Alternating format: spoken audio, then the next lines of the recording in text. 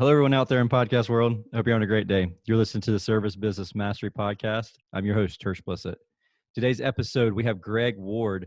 He's the management consultant, trainer, and coach who is on a mission to help leaders lead their organizations, develop skills around respectful leadership, emotional intelligence, and executive presence. What we're going to talk about today is respectful leadership, but also managing bad behaviors within the workforce. We're all challenged. Greg and I were talking just briefly before we started this about in the trades. I find it, but I am biased because I am in the trades. But in the trades, I find that sometimes it's the evil you know versus the one you don't, the devil you know versus the devil you don't know. You keep an employee because you know their quirks, you know that even though they have bad behavior. So on today's episode, Greg is going to talk with us today and kind of help us figure out that situation and work through that. Welcome to the show, Greg. Thank you very much for having me. So tell us a little bit about yourself, where you are and what you do. Sure. I actually grew up around the Metro New York area, and my first big job was serving as a trainer for the New York City Police Department. Wow. And I'd come out of college, and they wanted to develop a program which was very interactive and teaching cops how to deal with people who were behaving badly in public.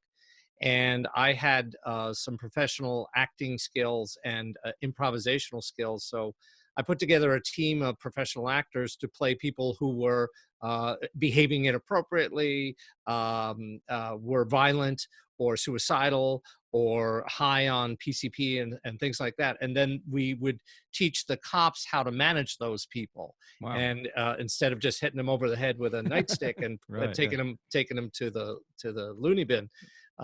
So that really was the beginning of my work. And I've been doing that kind of work with organizations, teaching them how to manage bad behavior, how to have good leadership skills, how to develop your emotional intelligence for the last 25 years. And I love what I do, and I love getting my hands dirty working with leaders and trying to figure out their everyday problems with their people.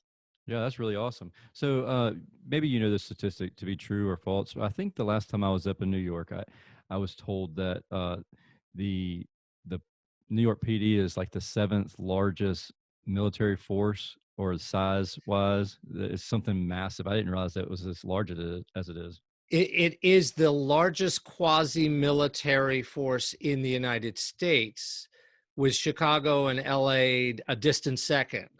But NYPD is the largest. I think, well, certainly when I was with them, there were 33,000 uniformed police officers on the street of New York City. I actually don't think there are that many these days, but it's Okay. big. Yeah. And in a quasi-military kind of organization like that, I mean, you got the whole world working for you. It's, you'll see the behaviors from A to Z. Mm-hmm. And if you're working as a cop, you're going to see behaviors from A to Z as well. And boy, it's tough. I do not envy cops. No. I have enormous respect for them. Absolutely. And I do. It's a thankless job usually. Mm-hmm.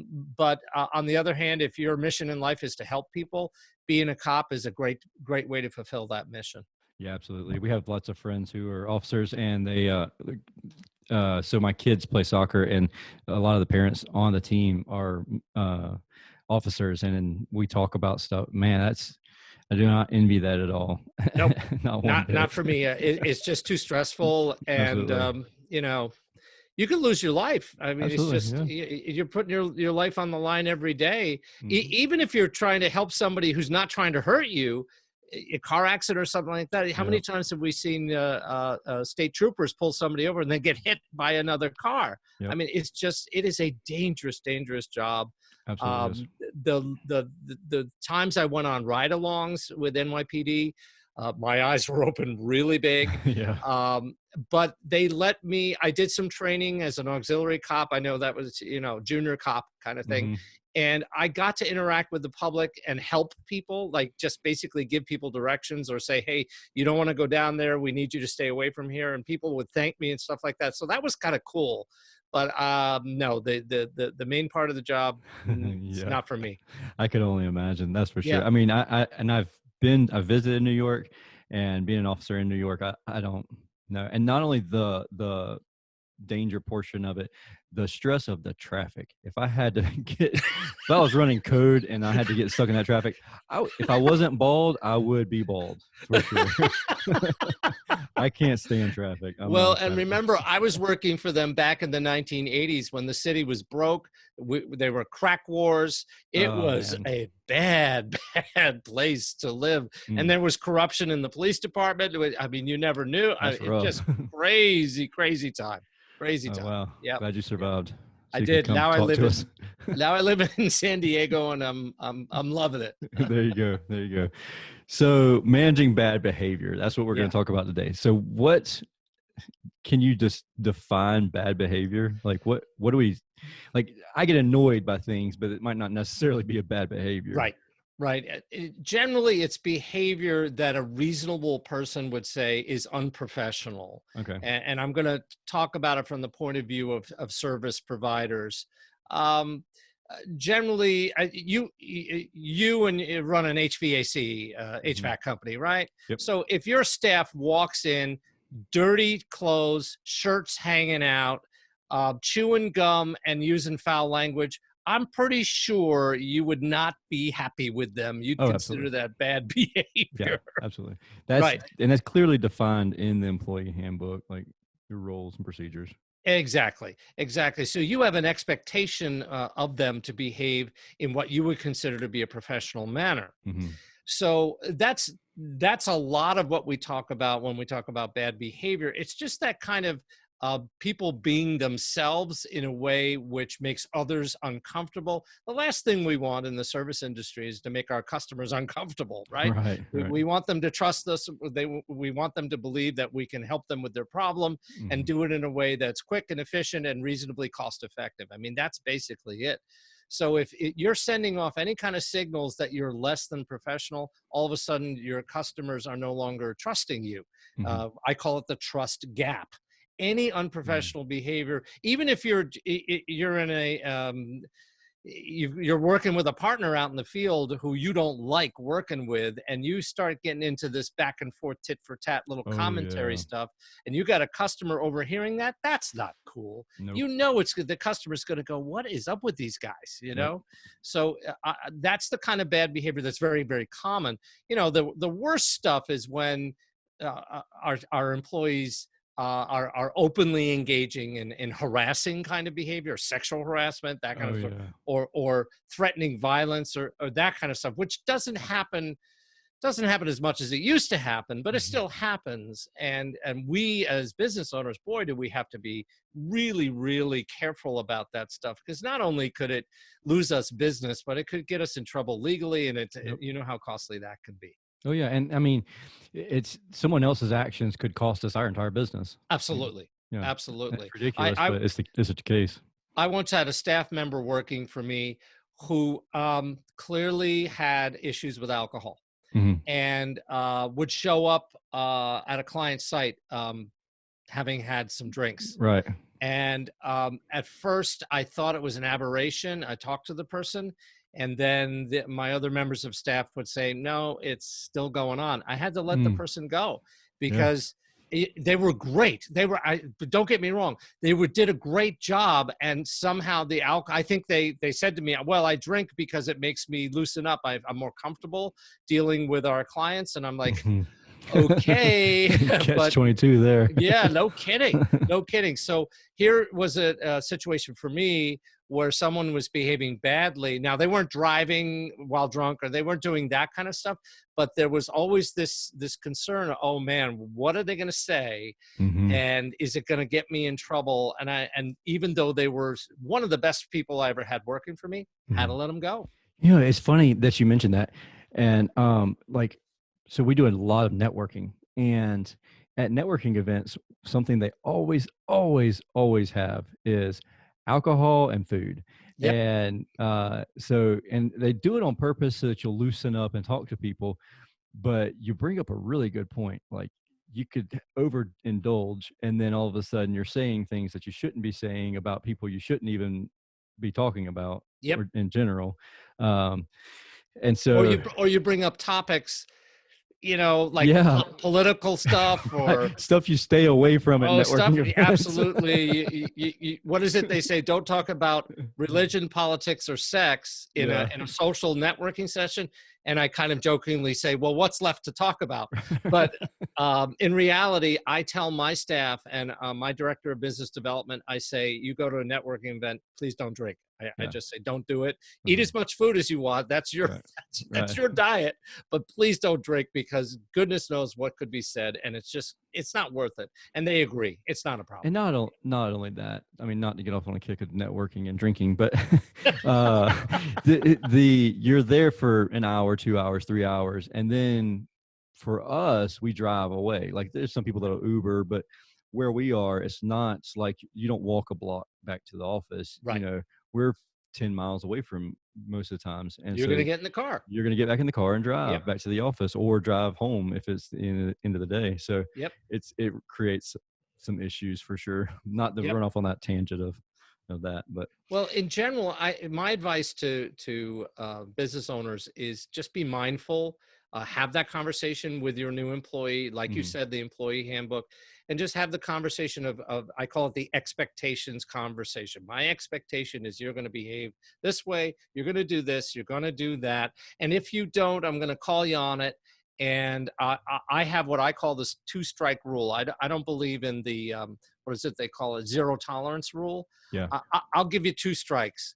You screw up once, I'm going to come down on you. I'm going to rein you in. I'm going to maybe discipline you. But you screw up the second time in the same way, I'm sorry, we're done. yeah, So I'll always give you two strikes. But I think zero tolerance is too restrictive. It's too strict. You could turn somebody around if you do it mhm, properly, if they do one strike and they'll never do it again. But just to terminate someone based on one incident, that's it'd have to tough. be pretty bad. It'd have to be And pretty bad. not only that, it brings up to me, it's like, um, would you be able to do that with every single employee? If like, if like, are you sure they understood it? Are you sure that it was very clear instructions? Are you 100% positive they understood this? Right. At that point, you're like, yeah, you could probably say, yeah, they understood it. They knew the rules were like non-negotiable. You're fired. But to me, I like what you said, where like they may do it, and then they're like, that's not the way I interpreted what you said. This is Right. what I interpreted. And then at Right. that point, you're like, okay, well, now so next time it's final. So That's right. I like that thought process. Yeah, I just call it the two-strike rule. Hmm. Most people get it. And I tell them, I said, I'm giving you, we operate by the two-strike rule here. I'm going to explain what I believe you need to, how you should behave. If you miss it the first time, you're in trouble. You miss it the second time, you're gone. So how do you decide on what falls under the two strike rule versus something that is kind of, yeah, it's annoying, but I'm not going to fire you over it. Right. Well, first I look at what would I fire somebody for. Yeah. Sexually harassing a customer, Hmm. absolutely. Or groping, or getting into a fist fight with a customer. They're Yeah. going, Yeah. sorry, Yeah. you're gone. Right. Now, of course, we would do our investigation if my brother is a driver. He's a delivery driver. He tells me stories about, and he I can only delivers imagine. delivers stuff to people's homes. He said, Greg, I can't tell you how many times very nice women have come to the door naked. Right. And I'm Yeah. like, you're kidding me. He Right. goes, it is so embarrassing. It is so uncomfortable. Mhm. And I have to deliver this thing. And I'm like, brother, I feel for you. Not I only re- that, there's probably a camera somewhere hiding your react, or Ooh, recording yep, your reaction to yep. see if you're actually going to do something. I'm not going to say that always is the case, but that's the first thing that came to my mind. It's like, oh, Where's the candid camera? I'm being recorded somewhere. Good. That's a good thing to tell people. Right. And of course, if you do act upon that, that's a firing thing. And Right. it's the same. Men come to the door naked too. I mean, it's not just Right. women. Right. So that would, I look at the things that I absolutely would fire somebody for, and then I look at everything else. And I think the line we have to be aware of is the legal line. Yeah. You certainly, there might be a civil suit. Your employee gets into a fist fight with a customer because the customer's not happy. That might not be a criminal charge. It might be, but it might not. But you and I both know that getting into a fist fight with a customer is just not good for business, no Right. matter how wrong the customer was. Mm-hmm. So therefore, I would say I'd have to look at the legality of the behavior. Boy, and is this a time waster or what? We don't have time to constantly Yeah. be adjudicating this stuff, right? Yeah. It's really So difficult. we have a list of what we call non-negotiables, and There so you go. stealing is one of them. Yep, Gossiping is another, and we define gossiping as if you're complaining about someone to someone else, then that person you're complaining to has no control over the situation. That's gossiping, and that's so excellent. we have no gossip tolerant. We don't tolerate it at all because it destroys a culture so So fast, fast. and, Yep, and stealing's the same way. And so those are our two things: integrity first and safety. So if you're doing something unsafe, then it's technically a fireable offense, because honestly, if you fell off of that roof, not only is it like if you got hurt or killed, it terribly affects you and your family and everything else, but it also affects all the other families that work with us, because especially if some sort of civil suit comes out of that situation, if we had to close our doors, then all these other families are going to be gone without yep. work too. So That's a great way to look at it. it's Yep. not just like your injury that we're concerned with. We're concerned about everybody's injuries and everybody's families. So I that's think the big challenge for all of us is if we've got that really good employee, they're really, yeah. really super good, and they have a few ticks and behaviors that are a little outside the norm. A lot of us as business owners go, well, that person's responsible for a lot of revenue coming my way, so maybe I'm going to look the other way. And that's the problem.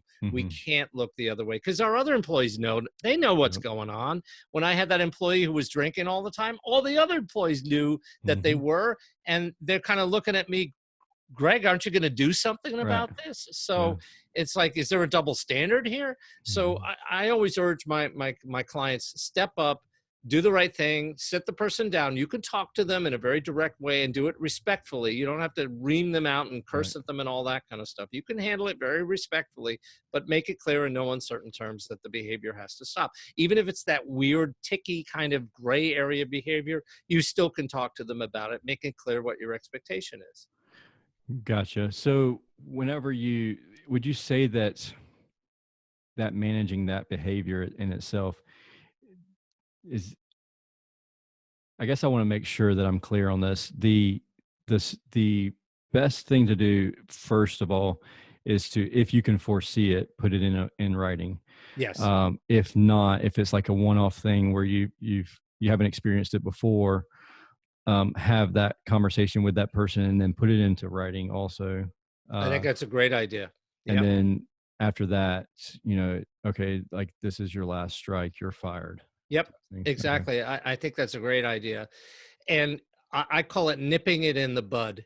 Hmm. You want to nip that bad behavior, even if it's just a little thing like somebody, I don't know, was spitting outside a customer's home and they just spat on the ground in front of the customer. Hmm. And somebody noticed. You just want to say, hey, dude, Just please don't don't do that spit. again. Don't do that again. You realize that's people find that offensive, Right. just be aware of that. And if it does happen again, then uh, we're gonna we're gonna have to move to much more serious disciplinary action, up to and including Yeah. termination. That phrase is a very powerful phrase, and it's a legal phrase.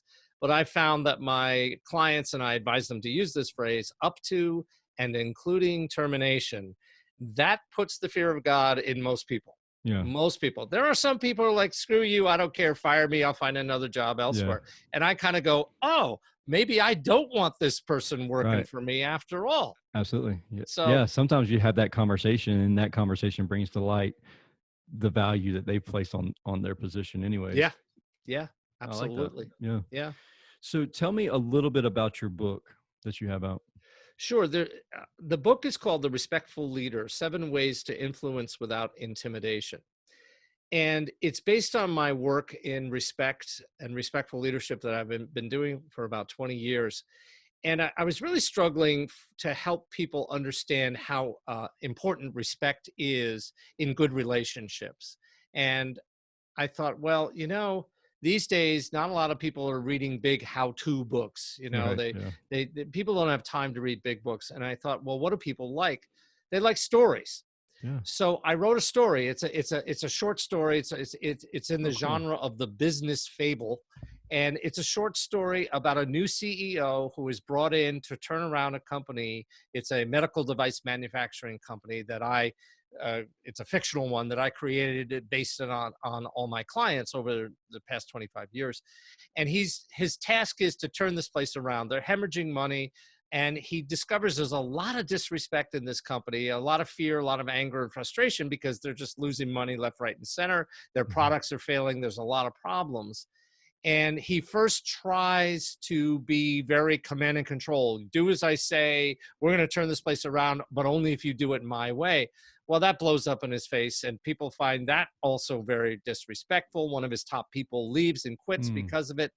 And slowly over time, with the help of his head of maintenance, who's this little old lady named Grace, who has been there and done that, former Air Force mechanic, worked on Air Force helicopters. She's a tough cookie, but she's respectful. And she basically hits him up the side of the head and says, boss, if you want to turn this place around, try treating people with respect. Yeah. And over time, he learns kind of the hard way how to turn his company around. It's a story you can read in, gosh, about an hour and 15 minutes. Most people can Really? read. Yeah, it's real quick. And then the second half of the book is sort of an explanation of the principles and the concepts of respect and some of the data that's out there. But mostly, I just tried to create a good story. My father was a storyteller. My father was a journalist, actually. And I was a journalist for many years. I'm a writer. And I just wanted to make a great story about real people that we could recognize every day. And most people tell me they love the story. And after the end of reading the story, they go, oh, I actually learned some stuff reading Yeah. the story. You So know, that's it's what it's about. I've really loved that thought because that there's two books that kind of sound not like that, but they're the business fable type, and I really remember connecting with those because there's the analytical type person minded person, and you have your storytelling type person mindset. And so when you have that it's like you listen to or you read a book, and it's like, oh yeah, that's how that I can make that work in my business. Yes. Yeah. I think it was the five Five dysfunctions Dysfunctions of a of the Team by yeah, Patrick like Lencioni. yeah, that was a Yep. really good one. Yep. And was it Millionaire Next Door? Oh, Was that yeah. Yeah. was that one Yeah. that they did it where they told a story one half and then the other half they explained the process behind it? Yes. There's another one called The Go Getter, Oh, I which don't is think I have that one. sorry, the Go Giver. And that's a great one for salespeople because the Go Giver, the concept behind that one is, look, just give. Don't always take. Just Mhm. give to your customers, and they will appreciate it, and they will give to you in the form of their business. But the five dysfunctions of a team literally was kind of my blueprint for my own book. Okay. I took that whole story and how they laid it out and the characters and the reality of it, and then I just created my own, which kind of followed a similar model. But Yeah, I like it. yep, But it really like the little things that you learn in there, you don't realize that like with the five dysfunctions, like the little things that she did, I was like, oh, I wouldn't do that. And then after the fact, if they explained why, and like, oh, well, that's why that was successful and exactly. not And successful for me. to be honest with you, when I actually got the book into the hands of the Table Group, which is the publisher of the Five Dysfunctions. Actually, the publisher is John Wiley and Sons, which is my publisher. they all said, wow, your book is just like the 5 dysfunctions of a team. And I go, yeah, duh, that was a model that really, really worked. So why wouldn't I just recreate the similar model? It really does. And even whenever my wife and I read The Millionaire Next Door, we were like, oh, well, it makes more sense whenever it was put into the story fashion Right, right. portion of it People than the love other. stories. Oh They yeah, really do. absolutely. And that's how Storytelling's we, great. I mean, who hasn't been read a story as a child? Who doesn't read to their kids stories? This is how we learn, and it's a very powerful way of getting across. And what's interesting for me is I keep getting phone calls from people who say, you don't know me, but I've read your book and we really want you to come and lead a workshop on your ideas That's cool. for us. Yep. Just did one back. I was down in Florida last week. I was in Orlando at Really? an offsite a leadership meeting where they had me do a half-day workshop for them Oh, based on my that's book. really cool. That is Yeah. really cool. I will Yeah. definitely. I have it on my list right now to go pick it up. Now, is it Great. just in print or is It's there also audio? audiobook, Awesome. and also I can send you a PDF if you'd like. Cool. That would be Yep, awesome. for Kindle. I'll send you one. Yep. Sweet. I appreciate it. So if somebody wants to get in touch with you, what's the best way for that to happen? Easiest way to reach me is through my website. It's www.gregwardgroup.com. And Greg is spelled with 2 G's at the end, Gregg, Ward, WARD, group.com. You can also go to respectfulleadership.org.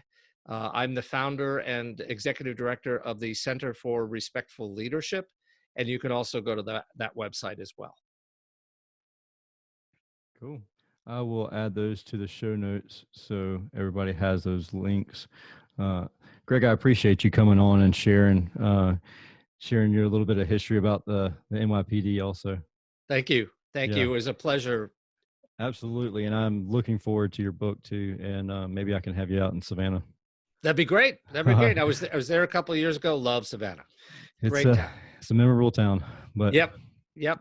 Thank all right, you. man. Thank you so much. All right. You take care. You too. Bye-bye.